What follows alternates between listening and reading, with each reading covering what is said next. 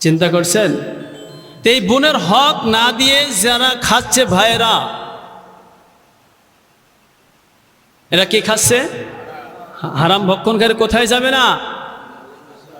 জান্নাতে যাবে না। লা ইয়াদখুলুল জান্নাহ গুযিয়া বিল হারাম। হারাম ভক্ষণকারী বেহেশতে প্রবেশ করিবে না। তাহলে আমরা যদি ত্রুটি বিস্তৃত হয়ে থাকে আমার আপনার ভিতরে, ইনশাল্লাহ দিতে রাজি আছে কি না? ডেকে বুঝে বলবেন, বোন আসলে তো আগে জানতাম না, বুঝতাম না, এখন শিখছি, জানছি, বুঝছি, এখন তো আমার দেওয়ার তৌফিক আছে, এইটা দিয়ে দিলাম, বাকিরা আল্লাহ মাফ করে দিন। আর তৌফিক থাকার পরেও যদি না দিয়ে মাফ চান তাহলে কিন্তু মাফ হবে না। আর যে না থাকে বোনও বুঝবে না আমার ভাইয়ের নাই, যে তাদের অনুনয় বিনয় করে যে কইবেন মাফ করে দে, যা খাইছে খাইছে আর খাবো না, এরা করবেন না। আপনি তো এখানে আসামি, আপনার সেইভাবে বলতে হবে, আসামির মতনই বলতে হবে। তা বোনের হক, এটা ব্যাপারে সাবধান থাকবেন। কারণ হাদিসের ভিতরে আসছে, যদি কোনো ব্যক্তি 3.5 পয়সার বিনিময়, কয় পয়সা? পয়সা বোঝেন? 100 পয়সায় 1 টাকা, একটা চকলেটও হয় না 1 টাকায়। 3.5 পয়সা। ফিকহ শিক্ষায় আত্মীয় স্বজনের হকের অধ্যায় আপনার শেষের দিকে লেখা আছে, এই মসলাটা পাইবেন, যে যদি কেউ 3.5 পয়সা পরিমাণ হক নষ্ট করে, 700 ওক্তের কবুলকৃত নামাজের সওয়াব দিয়ে কাটান দেওয়া হবে। নাউজুবিল্লাহ। কয় ওক্ত? 700 ওক্ত নামাজ যদি কবুল হয়, যে সওয়াব হয়, এই পরিমাণ সওয়াব ঋণ পরিশোধ হবে কতটুক? 3.5 পয়সা। কয় পয়সা? 3.5 পয়সা। 1 কাটা 2 কাটা যাবে কত লাখ লাখ কোটি কোটি টাকার হিসাব। তা আমি আপনি কতটুকু নেকি অর্জন করছি? এই জন্য আল্লাহ রসুল বলছেন, হে আমার সাহাবারা, তোমরা জানো গরিব কোন ব্যক্তি? জানো? ইয়া রাসূলুল্লাহ, যার টাকা পয়সা ধন দৌলত নেই গরিব। স্বাভাবিক হিসাব না, 2 2 4 হয়, যে কেউ করতে পারে। আল্লাহ রসুল বলে, না, প্রকৃত গরিব ওই ব্যক্তি নয়, প্রকৃত গরিব হলো ওই ব্যক্তি যে ময়দানে হাসরে দুনিয়ায় দান সাদকা নামাজ রোজা হজ যাকাত ইত্যাদিতে অনেক ভালো কাজ নেক কাজ করে সওয়াবের পাহাড় নেওয়া, কিন্তু হয়তো কারো গালি দিয়েছিল, কারো মান সম্মান ইজ্জত নষ্ট করেছিল, কারণ মালের ক্ষতি করেছিল, জানের ক্ষতি করেছিল, এক কথায় যে কোনো প্রকার ক্ষতি করছিল। আল্লাহ রাব্বুল আলামিন এই হকদারের হক আদায় করে দিতে থাকবেন। কিন্তু সেদিন দিনার দিরহাম টাকা পয়সা কিছুই থাকিবে না। থাকবে কি? নেকি।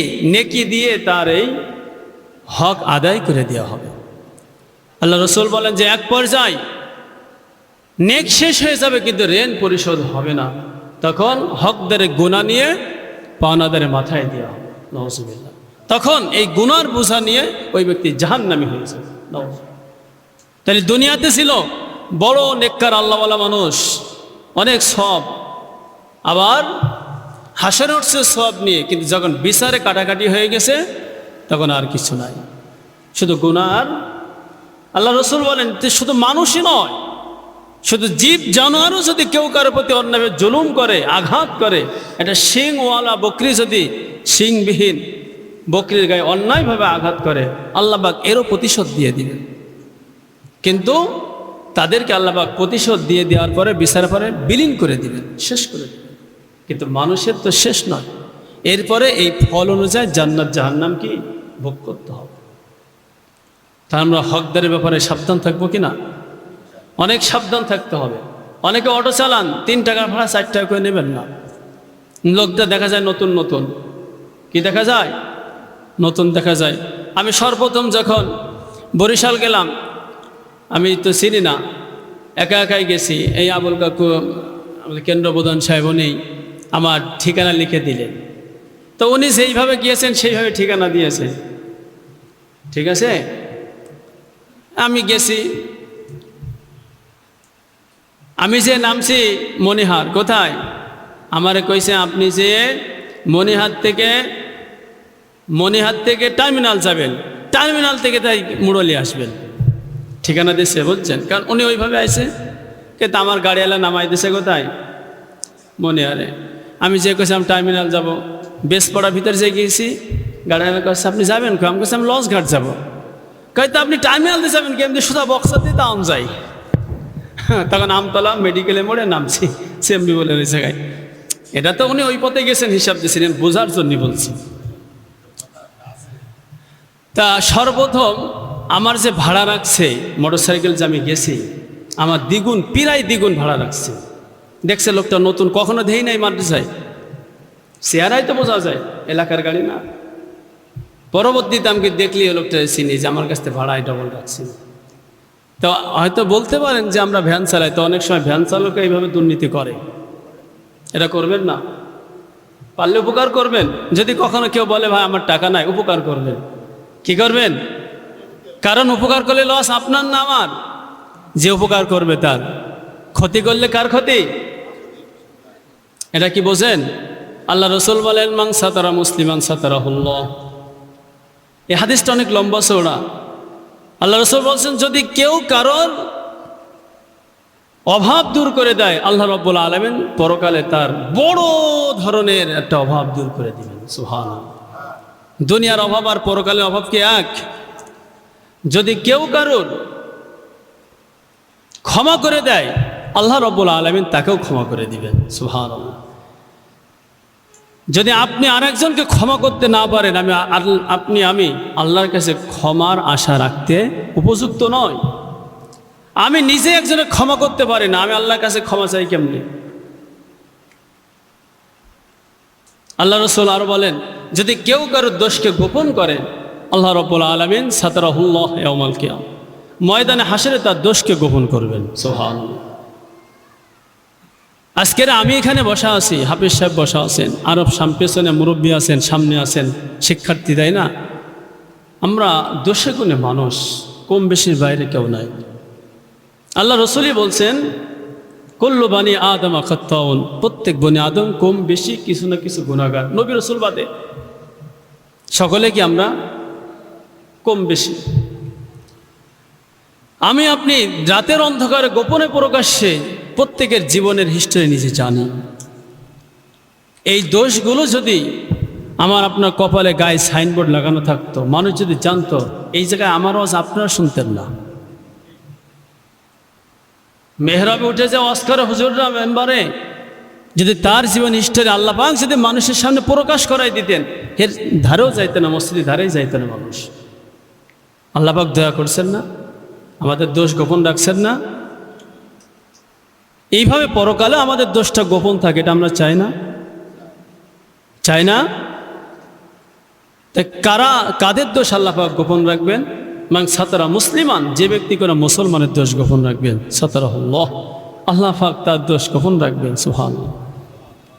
তা ময়দানে হাসরে যেখানে আমার সন্তান উঠবে, আমার নাতি পুতি ছেলে, আমার বংশধর এলাকাবাসী সবাই যেখানে একসাথে উঠবে, আর আমলগুলো মাথায় থাকবে। হাদিসে আসছে যে কেউ যদি গরু চুরি করে, এই গরু মাথায় উঠবে আর হাম্বা হাম্বা করে ডাকতে থাকবে। গরুর ডাক হাম্বা না? কপালে বড় অক্ষর লিখে দেখবে গরু চোর। কেউ জুতো চুরি করলে জুতা উঠবে, কপালে লিখবে জুতা চোর। কেউ জমিন চুরি করলে কি উঠবে? জমিন। অন্য হাদিসে আসছে কেউ যদি 1 বিঘা জমি আত্মসাৎ করে, 7 তাবক জমি খুঁড়ে গলায় ঝুলিয়ে দেওয়া হবে। কঠিন অবস্থা না? এখন আল্লাহ পাক আমাকে আপনাকে, আমার আপনার জীবনের দোষকে গোপন রেখে যেইভাবে আজকে সম্মান বজায় রেখেছেন, আমরা চাই পরকালে লক্ষ লক্ষ নবী পয়গম্বরদের উম্মত উঠবেন, আমার নিজের আপনজন উঠবেন, তাদের সামনে এই গুনাহ মাথায় নিয়ে আমরা যেন লজ্জিত না হই, আল্লাহ যেন প্রকাশ না করেন। যদি আমার আপনার দোষ গোপন রাখতে চাই, তাহলে আমি আপনি কি করব? আর এক মুসলমানের ভাই দোষ গোপন করব। সুবহানাল্লাহ। যদি আমার আপনার অভাব দূর করতে চাই, আর একজন অভাব দূর করে দেব। যদি আমরা আল্লাহর কাছে ক্ষমা পাইতে চাই, আমরা আর এক মুসলমান ভাই দোষ ক্ষমা করে দেব, ক্ষমা চান আগে মাফ করে দেব। কারণ তাসাউফের আসল শিক্ষা এই, সিলমান কতাআকা ওয়াফামান যালামাকা ওয়াতিফ মান হারামাক। যদি কেউ আঘাত করে, তুমি প্রতিশোধ নিও না, আর বোলাই দাও হাত। ওয়াফামান যালামাকা, কেউ যদি জুলুম করে, বঞ্চিত করে তোমার উপরে, তুমি তাকে দাও। ওয়াতিফ মান হারামা, তাহলে কেউ যদি আমাকে আঘাত করে, আমি পাল্টা আঘাত করব না। কেউ জুলুম করলে আমি তাকে দেব। একজন দেয় না, কেউ দাও কাতরে তো দেয় না, আরে হেরে বেশি করে দিতে হবে।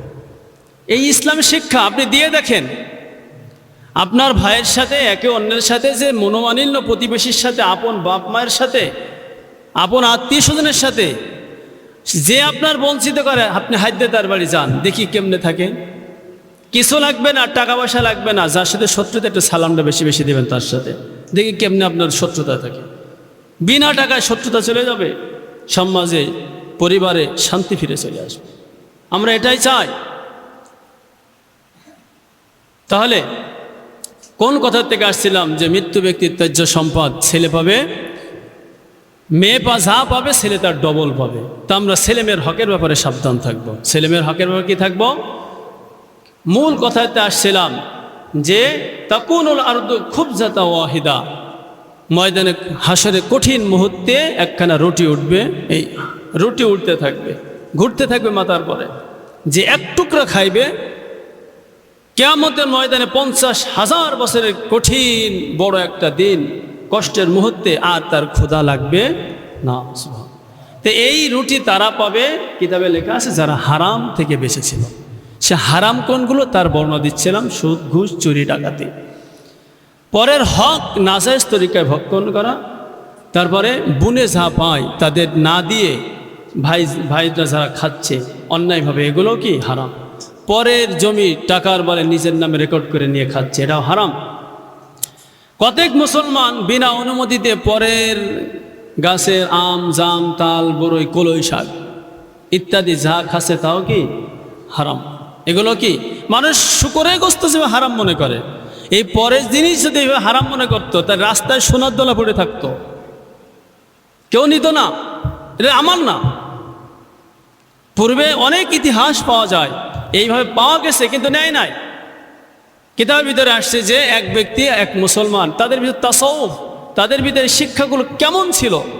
জমি বিক্রি করছে, জমি বিক্রি করার পরে নতুন বিক্রেতা জমি কিনে যখন ঘর শুরু করছেন, মাটি খুঁড়তে দেখে বড় এক কলসি ভরা সোনা। উঠোই তাড়াতাড়ি ওই যার কাছে জমি কেছে বাড়ি লয়ে গেছে, ভাই এই যে আপনার জমিনে এটা পাইছি, আপনি রেখে দিন। আমি তো জমিন বিক্রি করে দিয়েছি, মানে জমিনের উপরে নিচে যা আছে সব বিক্রি করে আইছি, যে নিচেই বাদ দিয়ে শুধু উপরেটা বিক্রি করছি, শুধু ছাল বিক্রি করছি, হাড্ডি মাংস বেশি নি, এটা তো না, সব বেচছি আমি। তখন ওই ব্যক্তি যে কিনছে সে বলে যে ভাই আমি তো শুধু জমিন কিনছি, এই ভিতরে যে স্বর্ণ এটা তো আমি কিনি নাই। বাজছে না ঝগড়া? বিচারকের কাছে লয়ে গেছেন, দিয়েছেন, চল আমরা মীমাংসার জন্য মাতবারের কাছে। বর্তমান সময় যারা বিচারক মাতবার, হেরা কইব কি, এ ঝগড়া ফাসাদ বাদ দে, আমার কাছে দিয়ে যা, কালকের আসিস। কালকের এসে মুখী মেরে দিয়ে কবে কি নিয়ে আইসিস, সিটি গোল নিয়ে এসে আমার কাছে বিচার নিয়ে আইসিস। আসেন এরম আল্লাহওয়ালা বর্তমান যুগেও আসেন।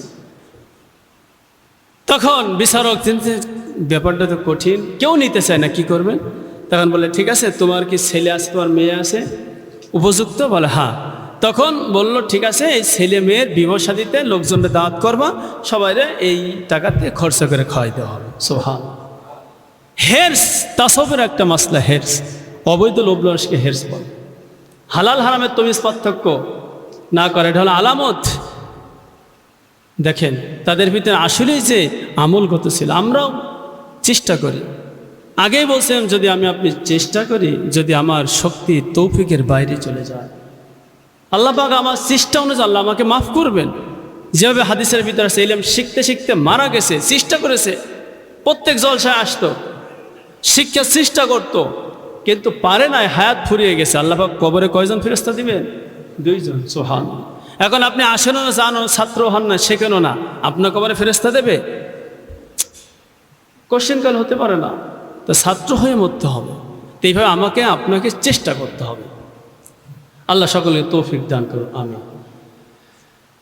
এইভাবে আপনার অনেক কথা লেখছে। পরের এই পুকুরের মাছ বিনা অনুমতি ধরিয়া যা খাইতেছে তা হারাম, বিনা দাওয়াতে খাইতে যা চুরিও হারাম। হাদিসের ভিতরে আসছে, যদি বিনা দাওয়াতে খাইতে যায় তাহলে যখন ঢোকে তখন চোর হিসেবে ঢোকে, যখন বাইর হয় লুটকারী ডাকাত হিসেবে বাইর হয়। নওয়াজুবিল্লাহ। আজকেরে আপনি নিচে কেন আজকে একটা দাওয়াতের আয়োজন করেন, যে কোনো জায়গায় কাঠধারী দাওয়াত বাদে, যেখানে কাঠ চেক করা হয়, কাঠ না দেখালে খাওয়ান নাই। আমভাবে যত দাওয়াত হয়, 100 মানুষের দাওয়াত করলে 200 মানুষের রান্না করতে, তাও অনেক সময় ইজ্জত বাঁচে না। সব সময় 500 লোকের আয়োজন করলে মানুষ আরো 200 ধরে রান্ধে, তারপর অনেক সময় থাকে না, মান ইজ্জত চলে যায়। কিটা খাইলো? এই বিনা দাওয়াতের লোক। যদি মুসলমান এই আমলগুলো থাকতো, আমাকে দাওয়াত দিয়েছে, হ্যাঁ আপনি আপনার নাতি ছাড়া যাইতে পারেন না, যখন দাওয়াত দিয়েছে, ভাই রে বাবাজি আমার নাতি ছাড়া তো আমি এক লোকমা গালে দিতে পারি না, বা আমার ছাড়া থাকতেও পারি না, থুয়েও যাইতে পারি না, বিবেকবান হইল ঠিক আছে নিয়ে যান চাচা, হয়ে গেল না, অনুমতি পাশ হয়ে গেল না। কিন্তু সবাই যদি একটা করে গ্যাটিস লয়ে যায়, লাস্টে মান ইজ্জত নষ্ট হবে না? বিশেষ করে বিয়ে শাদিতে এমন হয়, যেটা বলবেন ওইটাই যাবেন, ছেলে মেয়ের বিবাহ দেবেন না আপনারা, যা বলবেন সেটাই। মুসলমান এক কথা, সাবধান থাকবেন, কারণ যেটা 5 জন যাওয়ার কথা 6 জন 10 জন খেয়ে আসলেন, জুলুম করলেন না? আর সবচাইতে বড় বিষয়, যদি আমার বিয়েতে আমি পারি নাই, আমার শ্বশুরে রয়েছে, আবার কইবে হুজুরে ওয়াজ করে, হুজুর নিজেই তো খেয়ে গেছে। মূলত ছেলের বাড়িতে যত আয়োজন শরিয়াত মুআফিক, ছেলের বাড়িতে সব আয়োজন। মেয়ের বাড়িতে মেয়ের বাবার ইসলামের শরিয়াত অনুযায়ী কোনো খরচা নাই, কোনো বরযাত্রী, কোনো মাসলা, কোনো কিতাবে নাই, এটা আরো জুলুম করে খাওয়া হয়। হ্যাঁ, যদি খুশি হয়ে বলেন আসছেন, কিন্তু আপনি ডিমান্ড করে 100 জন 500 জন যাবো, এটা জুলুম করা হবে, এটা হারাম খাওয়া হবে মাসলা অনুযায়ী। কারণ হাদিসে কোথাও পাওয়া যায় না মাসলার কিতাবে যে বরযাত্রী যে এই, হ্যাঁ আগেই বলছি যে বিয়ায় ঠিক আছে কিছু লোক আসছে, নিজে হাইতে বললে আপনি খেয়ে আসলেন, সমস্যা আছে, কিন্তু ডিমান্ড করে এত লোক নিতেই হবে, 200 খাইতেই হবে। যত সব খাওয়ান দাওয়ান কার বাড়ি, আজকের সব উল্টোই দিছি, সব খাওয়ান দাওয়ান মেয়ের বাড়ি, ছেলের বাড়ি কিছু না, সব ছেলের বাড়ি, যে ছেলেরা যায় খেয়ে আসবে মেয়ের বাড়িতে, মেয়ের বাড়ি ছেলের বাড়ি কোনো খাওয়ান নেই। কিন্তু আসল উদ্দেশ্য কিতাবের ভিতরে আছে অলিমা।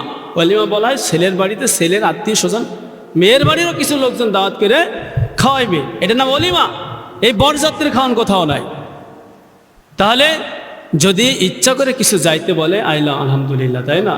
কিন্তু ডিমান্ড করে যদি তারপরে জোর করে যদি কিছু লোক চাপাই দিয়ে খেয়ে আসে, এটাও কিন্তু হারাম। শুধু শুয়োরের গোস্ত কুত্তার গোস্ত হারাম এটা নয়, হারাম ভক্ষণ করলে যে জান্নাতে যাবে না, হারাম ভক্ষণকারী যে আপনার রুটি পাবে না ময়দানে হাসরে, এই হারামগুলো চিহ্নিত করতে হবে, এরপরে মহাসাফা করতে হবে যে আমি আপনি কোনটার ভিতরে আছি, এটা দূর করতে চেষ্টা করতে হবে। আল্লাহ সকলকে তৌফিক দান করুন। আমি অনেক কথা কয়ে ফেললাম, তাই না? বাস একদিনের খোরাক যার ঘরে আছে তাহার পক্ষে ভিক্ষাবৃত্তি করিয়া খাওয়া হারাম। একদিনের খোরাক। অনেক ধনী আপনার ফকির আছে, ভালো মানুষের চাইতে ধনী, কোটি কোটি টাকার, লক্ষ লক্ষ টাকার মালিক, ভিক্ষা করতে করতে কি হয়ে গেছে, আপনার ধনী হয়ে গেছে, তারপরে সে ভিক্ষা ছাড়ে না। অনেকে হাত পাতা অভ্যাস আছে, ওই যে হাত এক বাজে চাওয়া, এই যে কাজ না করে চাইলেই যে মানসি দেয়, পাতলেই দোকানে দৌড় ঘুরলেই যে টাকা আর চাউল পায়, এটা হচ্ছে সহজ ব্যবসা। কিন্তু আল্লাহ রসুল বলছেন না, যার একদিনে ঘরের খাওয়ান আছে সে ভিক্ষা করতে পারবে না। আল্লাহ রসুল সাল্লাল্লাহু আলাইহি সাল্লামের কাছে একজন ব্যক্তি ভাবে আসলেন, আল্লাহ রসুল সাল্লাল্লাহু আলাইহি সাল্লাম তাকে জিজ্ঞাসা করলে, কি আছে তোমার সম্বল? কম্বল আছে, এই কম্বল আমার সম্বল, কে নিয়ে আসো। আল্লাহ রসুল কম্বল বিক্রি করলেন, বাজার থেকে একটা কোরাল কিনে নিয়ে আসলেন, আষাঢ় টাষাঢ় লাগে সুন্দর করে বললে, যাও বনে যে কাঠ কাটো, বিক্রি করে রোজগার করো। সুবহানাল্লাহ। তা আমার আপনার যে শক্তি থাকে, আমি আপনি চেষ্টা করব আমার শক্তি ব্যবহার করে রোজগার উপার্জন করার। হ্যাঁ, যখন পারবো না তখন তো অবশ্যই অনুপায় ওজর আল্লাহর ব্যক্তির পর তো ইসলাম কখনো চাপিয়ে দেয় নাই, দেশেন দেয় নাই। আত্মীয় স্বজনের বাড়িতে যখন খোরাকের অভাব থাকে তখন তাহার বাড়িতে বেড়াইতে যা খাওয়া জুলুম। আপনি যে যাবেন 10 জন বিয়ার বাড়ি, আপনাকে চিন্তা করতে হবে যে আমার বিয়ার অবস্থা কেমন। আপনি 10 জন গেলেই নতুন এসে 10 জনের কাপড় সাপড় দেওয়া লাগবে, পারবে কি না চিন্তা করতে হবে। আত্মীয় স্বজনের বাড়ি যখন খোরাক পোশাকের অভাব থাকে তখন তার বাড়ি বেড়াইয়ে খাওয়া কি করেন না। ওই যে আমাদের দেশে কোনো এক অঞ্চল আছে, কয় দাদা বাড়িতে খেয়ে আইছেন না বাড়ি যেয়ে খাইবেন, এরম কিট্টে হলে কিন্তু আবার রেহাই পাবেন না। বাড়িতে খেয়ে আইছেন না বাড়ি যেয়ে খাবেন, নিয়ত করে আইছিল 2 দিন থাকবে, তো যাওয়ার পরে যখন কয়েছে যে খেয়ে আইসেন না বাড়ি যে খাবেন তার থাকা। বর্ডারের ওই পাশের লোকের এই ধরনের একটা বদনাম আছে। তা আপনি যদি মেহমান দেখেই যদি এমন কথা বলেন তাহলে অন্যায় হবে। কারণ আল্লাহ রসুল বলছেন মেহমান আসে রহমত নিয়ে খায় নিজের খানা আর বরকত দিয়ে যায়। আপনার লস কি? মেহমানের ওসিলায় যেভাবে বাড়ির ধুমধাম ভালো খাওয়ান দান আয়োজন হয়, অন্য সময় কি ইচ্ছা করে পারা যায়? যে কোনো এক কায়দায় ব্যবস্থা হয়ে যায় ধার খরচ করে হয়েও, কিন্তু এত সুন্দর খাওয়ান কিন্তু নিজের ইচ্ছা করে হয়। কার ওসিলায় হলো? মেহমানের ওসিলায়। এটা বরকতের জিনিস। মেহমানকে সম্মান করবেন। আল্লাহ রসুল বলছেন যে আল্লাহ পরকাল বিশ্বাস করে সে যেন মেহমানকে সম্মান করে। সম্মান বলতে আপনার খাসিয়াত অনুযায়ী তার খেদমত করা, খোঁজ খবর নেওয়া। দর্শে পড়ি আল্লাহুম্মা সাল্লি আলা সাইয়্যিদিনা মাওলানা মুহাম্মদ ওয়া আলা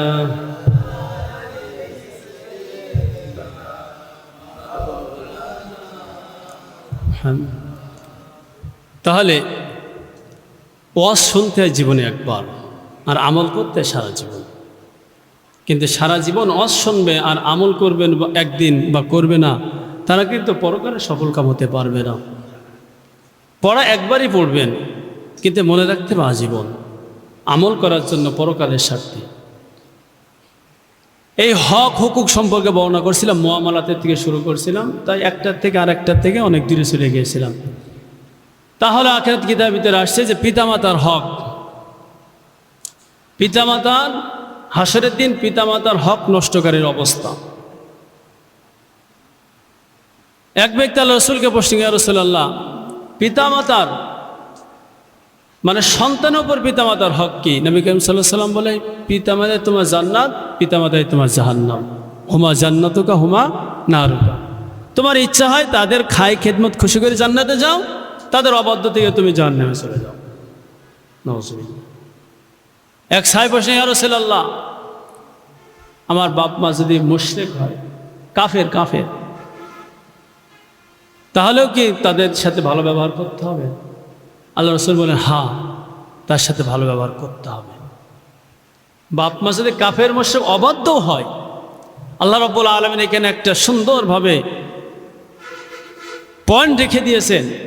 বাপ মা যদি সন্তানের জন্য নেক দোয়া বদ দোয়া যেটাই করে, পর্দাবিহীন আল্লাহ সরাসরি কবুল করে নেয়। সুবহানাল্লাহ। কিন্তু সন্তান যদি বাপ মা জন্য নেক দোয়া করে, এটা আল্লাহ সরাসরি কবুল করেন।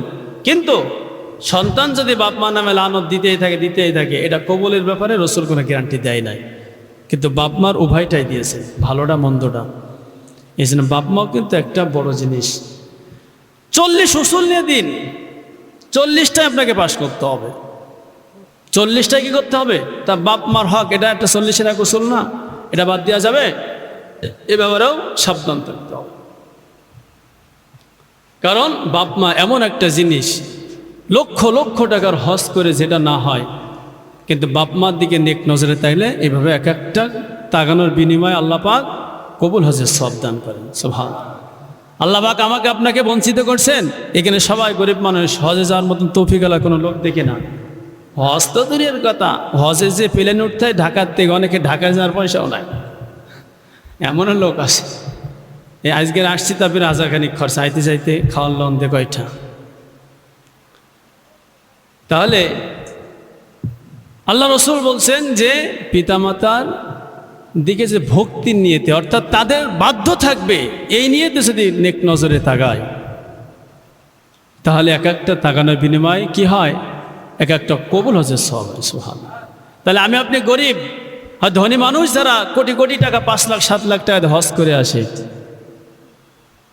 তাদের আমল নামায় হজের সওয়াব থাকবে আর গরিবদের থাকবে না, এটা হইতে পারে? আল্লাহ পাক আমাদেরকে বঞ্চিত করেন নাই যে না, তোমার বাপ মা আছে তার দিকে তাকাও। ও তো জীবনে 5 বার হজ করছে, তুমি একদিনে 100 বার তাকায় 100 হজ পাইবা। সুবহানাল্লাহ। হাদিসের ভিতরে আসছে, ময়দানে হাসর অনেক মানুষ আমল নামা পেয়ে পেছনে রাস্তাতে হাঁটতে যাচ্ছেন, হঠাৎ করে দেখেন একটা ভালো দামি অ্যান্ড্রয়েড ফোন নিচে পড়ে রয়েছে। ডানি আর ভাই তাকাইবেন, নিয়ে পরে গুজাইতে দেবেন যাতে কেউ না দেখে। হিসাবটা এইভাবে না। তো অনেকে আমল নামা পেয়ে এরম পেছনে গুছতে থাকবে, সারাই বিয়ে। আপনার ফেরেশতারা জিজ্ঞাসা, তুমি আমল নামা পেছনে গোজো কেন, লোকাও কেন? কয় আমল নামা এটা আর একজনের, কিন্তু শুধু নেকি আর নেকি, এটা আমি করি নাই। তো ময়দানে হাসরের কঠিন মধ্যে শুধু নেকি যদি ভালোটা দেখে তা সারাইবে না কেন? এটা তো এইটাই তো দরকার এই কঠিন থেকে বাঁচতে হলে। আমি তো জীবন হজই যাইনি, অথচ আমার এই আমল নামায় কত হজের উমরার সব। সুবহানাল্লাহ। তখন ফেরেশতারা বলবে, আল্লাহর হিসাবে কোনো ভুল নাই, আল্লাহর হিসাবে কোনো, তোমার বাপ মায়ের বাধ্যতার নিয়েতে তাদের দিকে তুমি তাকিয়েছিলে, আল্লাহ পাক প্রত্যেক তাকানোর বিনিময়, নজরের বিনিময় এটা একটা কবুল হজের সওয়াব দান করেছেন। সুবহানাল্লাহ। তার ধনীদের চাইতে তো গরিবরা ভাগ্যবান বেশি, কারণ ধনীরা কি করে, বাপ মা বিরুদ্ধে হয়ে গেলে খেদমত করার সুযোগ হয় না, ওই কাজের লোক দিয়ে এর দিয়ে ওর দিয়ে খেদমত করায়। হাগা পরিষ্কার করতে যে একটা স্পেশাল সওয়াব সেটা পায় না, প্যাম্পাস কিনে, টাকা আছে প্যাম্পাস কিনে বসায় রাখে, একদিন পর হালাই দেয়। কিন্তু গরিব মানুষটা কিনতে পারে না, হাত দিয়ে পরিষ্কার করার এটা যে স্পেশাল সওয়াব না, এটা তো গরিব পায়। তো ধনীদের চাইতেও কিন্তু গরিবরা ইচ্ছা করলে আপনার বেশি পাইবে। দেশে পড়ি আল্লাহুম্মা সাল্লি আলা সাইয়্যিদিনা মাওলানা মুহাম্মদ ওয়া আলা আলি সাইয়্যিদিনা মাওলানা।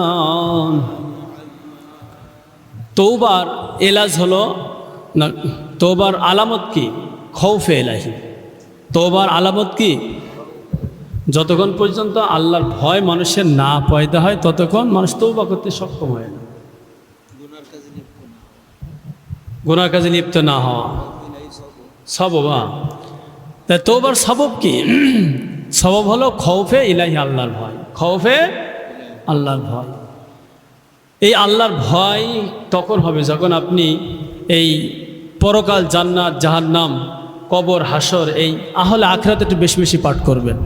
এর ভিতরে মৃত্যু, কবর, হাসর, মিজান, সিরাত মানে ফুল সিরাত, জাহান্নাম, সব শাস্তি সংক্ষেপ আকারে মূল মূল কথা লেখা আছে। যখন এগুলো আপনি পড়বেন তখন আপনার ভয় আসবে। কি হবে? এই এলেমটা জানার পর হাল পয়দা হবে, তখন আপনি নয় আমল করতে, তওবা করতে সক্ষম হবেন। এখন বলা হয়েছে বুড়িগঙ্গা নদীতে কুমির আছে, কি আছে? জানার পর আপনি ঢাবঢুস লাভ দেন আর ওঠেন, আর লাভ দেন আর ডোব দেন, আপনার কুমিরের ভয় আছে বোঝা যায়। যখন আপনি পুকুরে নামবেন না তখন বোঝা যাবে কি যে আপনার কুমিরের ভয় আছে। তা আমরা জাহান্নামকে ভয় করি, অথচ জাহান্নামে যার জন্য যেই ধরনের গুনাহ আমি আপনি করেই যাচ্ছি হরমেশা, তা আসলে ভয় করা হয়? ভয় করা হয়? কখন হয় না। এই জন্য আমরা আল্লাহকে ভয় করি, কিন্তু ভয় করার মতন কেমনে? আল্লাহর যে যত বিধিবিধান আছে শিক্ষা আমল করার মাধ্যমে, আল্লাহর আইন বিধানগুলো 40 প্রকার মাসালা শিক্ষা আমল করার মাধ্যমে আল্লাহকে ভয় করতে হবে। আর বিশেষ করে হারাম বিষয়গুলো থেকে ফিরে থাকার চেষ্টা করবেন, কারণ হাদিসের ভিতরে আসছে 40 দিরহাম, 40 টাকা দিয়ে, কথার কথা, দিরহাম হাদিসের ভাষা, 40 টাকা দিয়ে একটা কাপড় কেনা হয়েছে। 1 টাকাও যদি সুদের বা হারাম মানের হয়, সুদ বলে কথা না, যে কোনো হারাম মাল, তাহলে বাকি 40 টাকায় হারাম বলে গণ্য হবে। এই কাপড় পরে নামাজ বা পরিধান করতে যে সমস্ত ইবাদত লাগে কাপড় পরে পড়তে হয়, এই ইবাদত কবুল হয় না, নাউজুবিল্লাহ। আর একটা বিশেষ হলো তহারাত, যে আপনার আমাদের জন্য 3 প্রকার, নাজাসাত, ফজল, অতিরিক্ত সিজদে পাক করা, সর্বশরীর গুনাহ হইতে পাক করা। এই 2 নম্বর যে তহারাত, সর্বশরীর গুনাহ হইতে পাক করা, এইটা যদি করতে যায় তাহলে হারামের ধারে যাওয়ার সুযোগ নাই।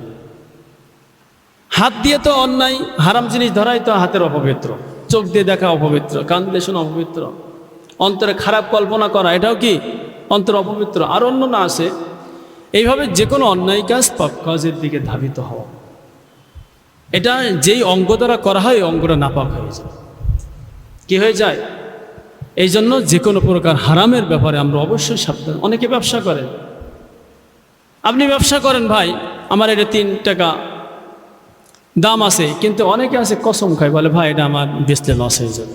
ভাই এটা আমার 4 টাকায় কিনা, ভাই এবার দাম বলার দরকার নেই। আপনার 1 টাকা থেকে 2 টাকা থাকুক কেজিতে, আপনি বলেন, কিন্তু বলার দরকার নেই, বলেন ভাই আমার এইটাই দাম, আপনি নেন না নেন না। আল্লাহ রসুল বলছেন যারা মাল নিয়ে কসম খায়, মাল নিয়ে শপথ করে, এরা হলো মিথ্যাবাদী। এরা কি? যে সমস্ত দোকানদাররা কয় আল্লাহর কসম, খুদার কসম, মার কসম, আল্লাহ, এইটা এই কিনা দামটা দেন, এটা কিনা দামটা দেন, এই কিনা দামও থাকতেছে না, এটা বাড়াই কন, কিনা দামও থাকতেছে না, বাড়াই কন, বিভিন্ন কায়দা কসম মসম খাই, তাই না? এই দোকান থেকে সাবধান থাকবেন, কেনা বেচা করবেন না। যারা শপথ করে বিভিন্ন বারবার কথা বেচা কেনা করে, মালের চাইতে কথা বেচা কেনা করে বেশি, এরা ধোকাদার বেশি। যারা সততা ব্যবসায়ী তারা কখনো এভাবে নয়ছয় করবে না। একজন ব্যবসায়ী থেকে আবার ব্যবসার কথা মনে পড়বে, তাই না? যাই যে যে স্তরে আছেন চেষ্টা করবেন হালালের পথে, বৈধ পথে থাকার জন্য, অবৈধ লোভ থেকে বেঁচে থাকার চেষ্টা করবেন। আল্লাহ আমাদের সকলকে সমস্ত প্রকার হারাম করি থেকে, হারাম থেকে আমাকে আপনাকে গোটা বিল্লাতকে হারাম থেকে দূরে থাকা এবং হালাল পেশা অবলম্বন করে আল্লাহ আমাদেরকে দুনিয়া ত্যাগ করা তৌফিক দান করা। আমিন। ওয়া আখির দাওয়ানা আলহামদুলিল্লাহি রাব্বিল আলামিন। আসসালামু আলাইকুম ওয়া রাহমাতুল্লাহি ওয়া বারাকাতুহু।